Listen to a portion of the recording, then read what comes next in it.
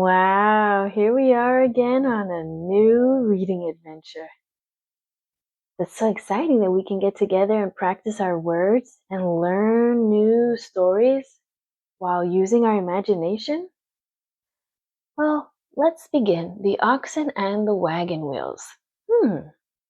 One rainy day, a pair of oxen, which is a type of animal, a very strong animal, so strong that they pulled a cart down a country lane.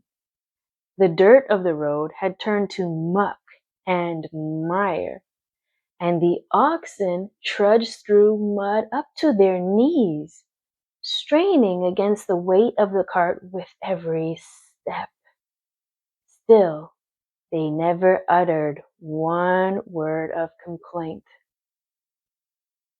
The wheels of the cart, on the other hand, groaned with every turn and creaked at every jolt. At last, the oxen could endure it no longer. Endure, take. So the oxen could take it no longer. "Keep quiet," they cried. "You have only to turn. What is that to grumble over? We have to pull all the weight of the cart, and you don't hear us complaining." The lesson here that we learn is those who complain most often suffer least. That's a good message. Hey, and did we notice that the text here, the style here is a little squiggly, a little slanted compared to the rest of this writing? Well, that's because this font is called italics. See, italics, italics? You learned a new word. Let's learn a new story. The dog in the manger. Is that the dog? That's a funny looking dog. A dog found a cozy spot to sleep, curled up in the soft hay of the oxen's manger. They sound like they're on a farm. When the oxen came into the stables, tired from plowing the field and eager for their supper, the dog bared his teeth and growled at them as if the manger were filled with the best of meat and bones, all for himself. "Selfish beast!" one of them exclaimed, shouted, not daring to come near. "He can't eat the hay himself, yet he still won't give any to us who are so hungry for it." Don't grudge others what you cannot enjoy yourself. Not sure I understand, but hey, we learned a new story. And if we're over here, the gnat and the bull. Remember I told you the G is silent, so it's gonna sound like we skipped it and went right to the next letter, the N. A gnat flew busily through a meadow full of wildflowers. Halfway across, he saw a great bull peacefully grazing. Grazing is chewing grass or hay. "I'll just take a moment's rest on one of his horns." That must be the gnat. Looks like a mosquito to me, the gnat thought, and settled down for a few minutes. Then, buzzing anxiously in the bull's ear, the gnat said, "Pardon me, sir. I'll be leaving now, for I've many important things to see to. But I hope my wait has not inconvenienced you terribly." "Why, not at all," replied the bull calmly. "I never even knew you were there." Oh, that's a light gnat that this oxen didn't even detect. Bull, actually. And what's the moral of this story? We are rarely as important as we think we are. And that's a good point. Have you ever been somewhere and thought, "Oh my goodness, everyone's looking at me, I'm so nervous." And then when you actually look around, nobody's even paying attention to you, And you made up a scenario all in your mind? Well, that's what this story is talking about. That we sometimes should just look around and actually see that everyone is minding their own business, just like you're minding your own. I would really like reading. Let's continue. The Fox and the Stork. Well, I know that foxes and storks aren't the best of friends, so what could be happening here? Ah, a fox was jealous of his neighbor, the stork, for her elegance and grace. He longed to find a way to make her look foolish, and at last he had an idea. "My dear friend," he said, hiding his cunning, his sneakiness, with gracious, polite manners, "would you be so kind as to join me for dinner?" "Why, I'd love to," replied the stork. But when the stork arrived at the fox's house, all he served her was a thin broth. This is the broth, little liquid, watery something, in a shallow bowl. The hungry stork could only wet the tip of her long bill, while the fox lapped up his dinner eagerly.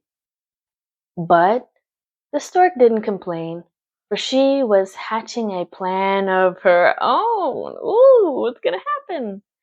"What a delicious dinner," she said politely. "You must dine with me tomorrow, good neighbor." When the fox arrived at the stork's house the next day, he smelled a delicious fish soup. He licked his lips eagerly, but when he got to the table, the soup was served in a tall glass with a narrow neck, narrow meaning thin. Well, gee, that's easy for the stork. With her long bill, the stork drank her soup easily, but the fox could only lick a few drops from around the neck of the jar. "What's this?" he growled. "I can't eat this, and you know it." "My dear friend," replied the stork calmly, "I'm sure you will enjoy this dinner just as much as I enjoyed the one you served to me. Why, do unto others as you would have them do unto you." Basically a story about being fair. So they each should have had their own type of bowl, because they each have their own type of skills. The stork's beak is so long it could reach through this huge vase, but she couldn't lick anything from a small plate. And the other way around, the fox couldn't stick anything further down to be able to eat up things that are in the vase, but he had no problem licking from the bowl. So basically, they should have made room for each other's different mouths, and that would have been the fair thing to do. The wolf and the house dog. Is this the wolf? No, that's the house dog. That's the wolf. A wolf who lived in the forest fell on hard times, meaning he was having a difficult time in life, and could barely catch enough food to keep him from starving. Soon her ribs were showing through her coat, and she could hardly sleep at night for hunger. Aww. One day, the wolf happened to meet a sleek, plump dog, fat dog, from the village. Puzzled, the wolf looked him over and exclaimed, "How is it that you appear to be so well fed, when game, food, wild animals to chase and hunt down, has been so scarce, rare, hard to find?" "I never have to hunt for game," boasted the dog. "My master feeds me meat from his own plate." And the servants give me scraps from the kitchen every day. All I have to do is bark at every stranger that comes near and keep watch over the house by night." The wolf could hardly believe her ears. "If I find the family to take me in," she asked, "will they treat me the same way?" "No doubt of it," the dog replied. "Just come along with me, and I'll find you a place." Eagerly, the wolf trotted beside the dog. But as they left the shadow of the trees, the wolf saw something near the dog's neck flash in the bright sunlight. What could it be? "Pardon me, but what is that around your neck?" she asked. "Oh, nothing," said the dog. "It's just the ring of my collar where they fasten me to the chain, where they tie me to the chain." "Chain?" cried the wolf in horror, stopping in her tracks. "Of course," said the dog. "They chain us up at night so we won't run away." The dog looked over his shoulder. "Why'd you stop, Wolf? Aren't you coming?" "Certainly not," said the wolf. "You may go back to your master if you will, but I'd rather starve to death in the woods than eat one meal with a chain around my neck." Lean freedom is better than fat slavery. If you value your freedom, you'll work harder to keep it. And that's the moral of that story. Something to think about. The fox would rather starve than to have a chain and a master. Actually, these are both from the same family. This dog and this fox are both from the canine family, but one of them stayed wild while one of them became our pets. The fox and the grapes. Fox don't eat grapes, do they? Walking along a dry and dusty road, a fox glanced up and saw a bunch of ripe purple grapes growing over his head. They were plump and looked ready to burst with juice, and a breeze brought their sweet scent to the fox's keen nose. Smart nose. He wanted to taste those plump grapes more than anything. The fox jumped as high as he could, but the grapes hung just beyond his reach.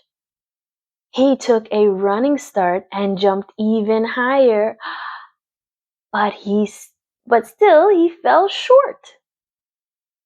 Again and again he tried, but in vain. Vain means pointlessly. No result. "Those grapes don't look very ripe," he said to himself finally. "They're just small and green. Not worth bothering about. Why should I waste my time on a bunch of sour grapes?"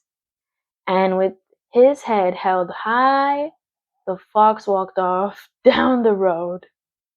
The moral of the story is it's easy to scorn what you cannot reach. It's easy to make fun of what you cannot reach. "Oh, I didn't want that anyway." Yes, you did. You just couldn't reach it. The goose and the golden eggs. Oh, looks like we're on a farm. Is that the golden egg? These must be the farmers. And are they standing on hay? Sitting on hay? Let's see here. Their face looks like they're amazed, right? Let's begin. Once there was a poor farmer who welcomed any creatures that strayed onto his land, that walked onto his land. One day, a strange new goose appeared among his birds. And when he and his wife came to feed her the next morning, they were amazed to find a gleaming golden egg in her nest of straw. Every morning after that, it was the same. The goose laid another egg of solid gold. Wow. Soon the farmer and his wife were richer than they had ever dreamed of being.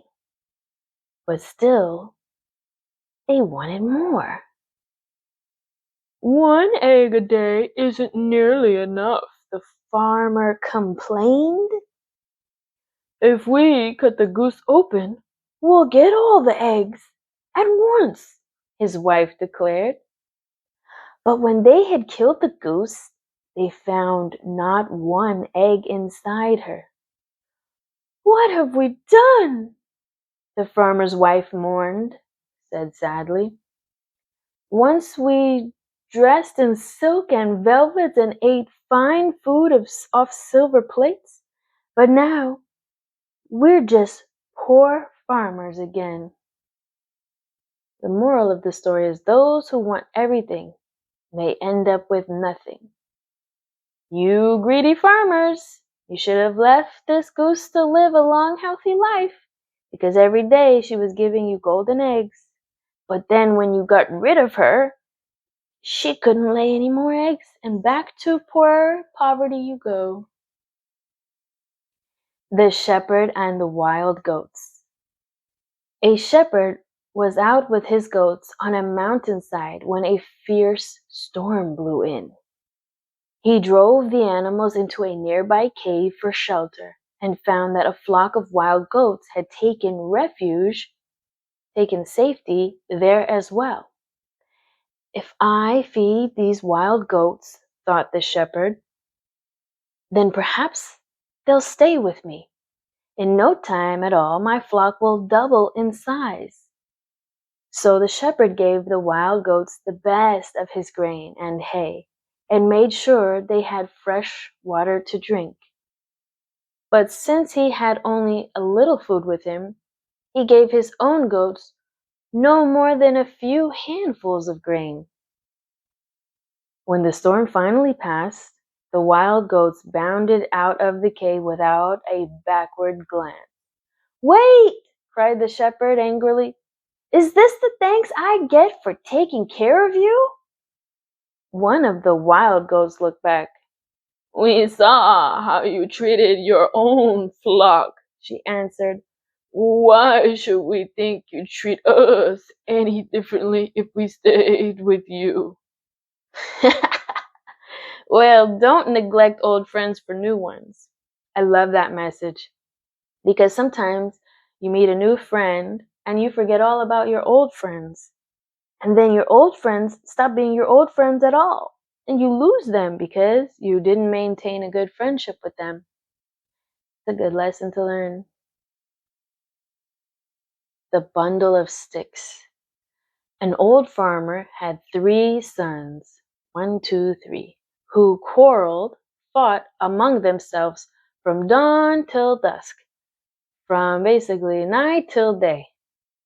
One day, the farmer fell gravely ill. He got sick. Wishing to make peace among his sons before he died, he called them to his bedside and asked them to bring a thick bundle of sticks. "Can you break these in two?" asked the farmer, handing the sticks to his oldest son. "Of course," the young man answered scornfully. But even though he tried until he was red in the face, he couldn't break the bundle of sticks. "Why, those sticks are no thicker than my finger," mocked the second son, made fun of by the second son. "I could break those sticks like straw," boasted the third. And they both tried with all their might, but neither could break the bundle of sticks in two. Then the father drew 3 sticks from the bundle and handed one to each of his sons. "Can you break them now?" he asked. And they did so easily. "Let the sticks teach you," said the father to his sons, "how strong you are when you are allied together, and how easily you can be broken on your own. In unity there is strength." I love that message. It means if we stick together, we can accomplish anything. But if we separate, it's easy for us to be defeated. Wow, what a beautiful drawing. I have no idea what's going on. I just see a million frogs and some legs that look like they belong to a tall bird. I think I even see the bird's head bending backwards and his wings must be these things, huh? And this looks like a lake and they're standing on a log. What's that frog doing? Looks like he's jumping and screaming. King Log and King Stork. A band of frogs lived a carefree life, splashing about their small pond. They had warm rocks to bask on, to sunbathe on, and plenty of tasty flies to eat. But when some of the older frogs got together, they began to grumble.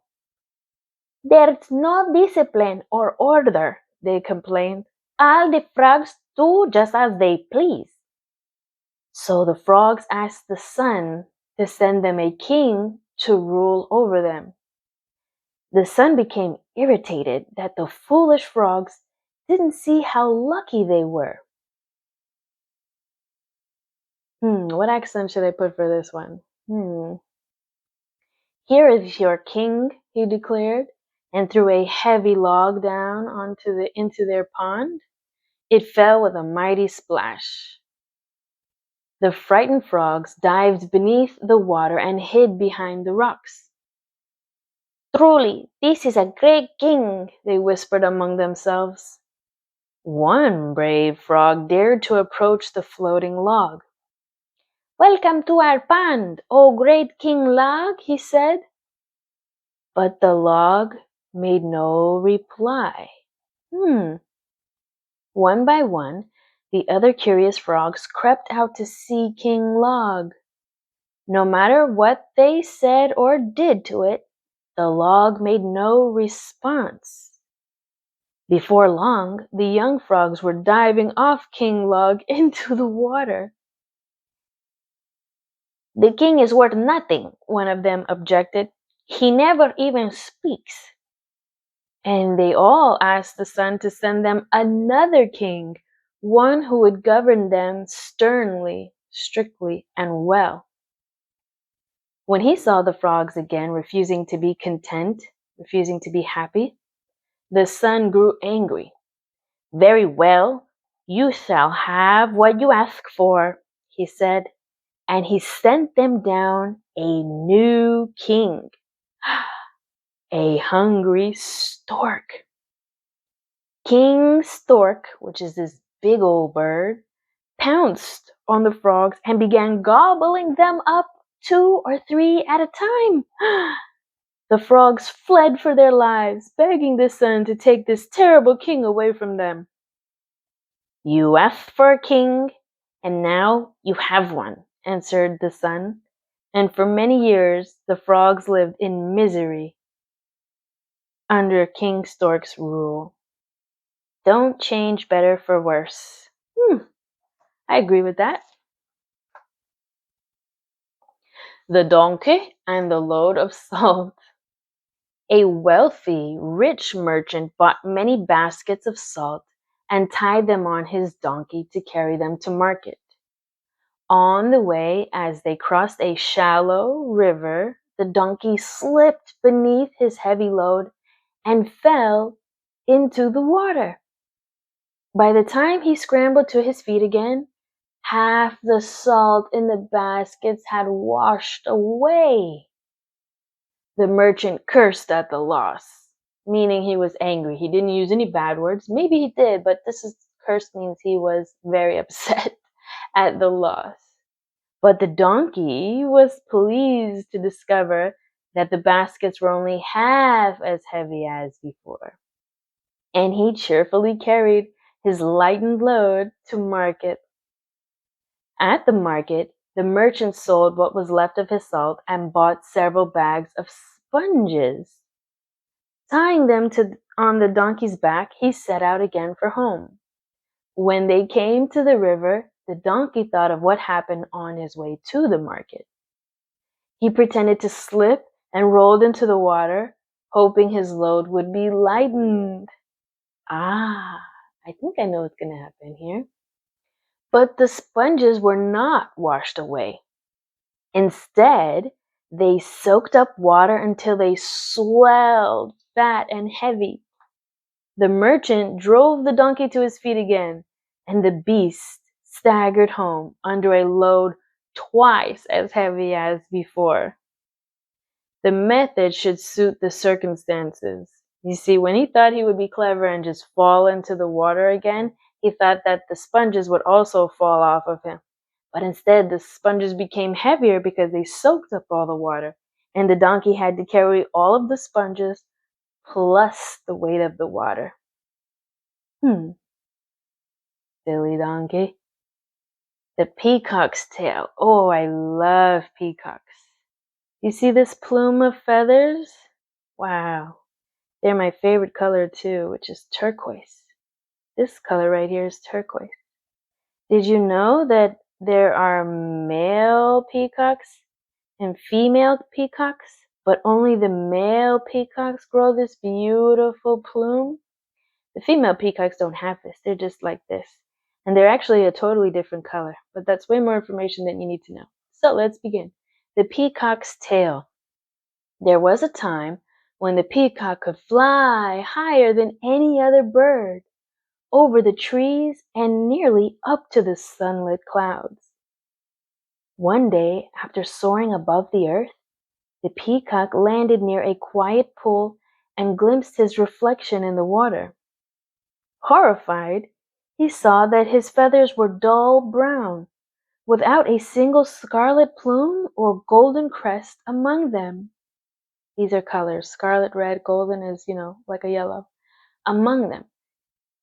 This is terrible, he cried. I would pay any price if only I could be beautiful. And he fell asleep that night, still lamenting his plainness, still being sad at how boring he thought he looked. When he woke the next morning, he found that his wish had been granted. His dull feathers had been transformed to shimmering blue and emerald green, purple, and, that's right, turquoise.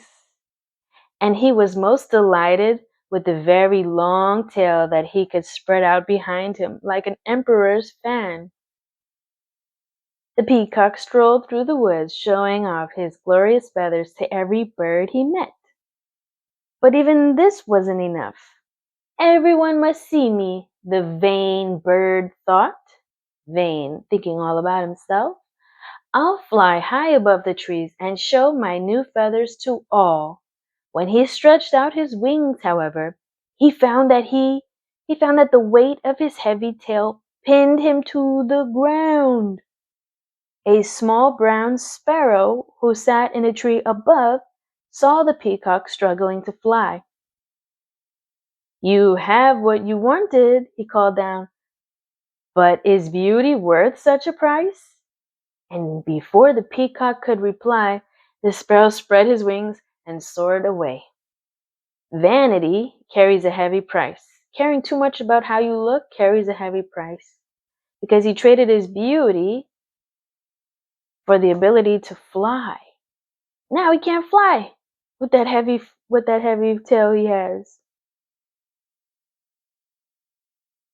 Should we read one last story or two last stories? I think so. Let's begin. The Man and the Lion and the Fisherman and His Catch. A man and a lion happened to meet on the road and fell into conversation. It wasn't long before they began to argue. Any fool knows that a lion is stronger than a man, the lion boasted. A lion is the king of the beasts. He may be, but a man is mightier yet, and everybody knows it, proclaimed the man. Just look at that statue over there. And he pointed to a tall marble statue by the roadside, showing a man gripping a lion by the throat. "That proves nothing," protested the lion. "After all, a man carved that statue. It would have been quite a different scene had a lion made it." And the moral of the story is there are two sides to every story. Have you ever tried to tell on someone and when they were telling on you, your story version didn't match their version of the story? That's basically what happened there. And last but not least, the fisherman and his catch. A hard-working fisherman had bad luck one day on the water and caught only a single small fish. "You're barely enough for a mouthful," he exclaimed. "But at least you'll be something to bring home to my family for dinner." The little fish gasped, "Have mercy and spare my life. You can see what a pitiful meal I'd make. If you throw me back, I promise I'll grow into a fish it would truly be worth your while to catch." But the fisherman put the fish in his basket and began rowing for home. "You may be small," he said, "but if I throw you back now, I may never catch you again." A small gain today is better than a large promise for tomorrow. Good point. Well, let's get together sometime soon and continue on our reading adventures together, shall we?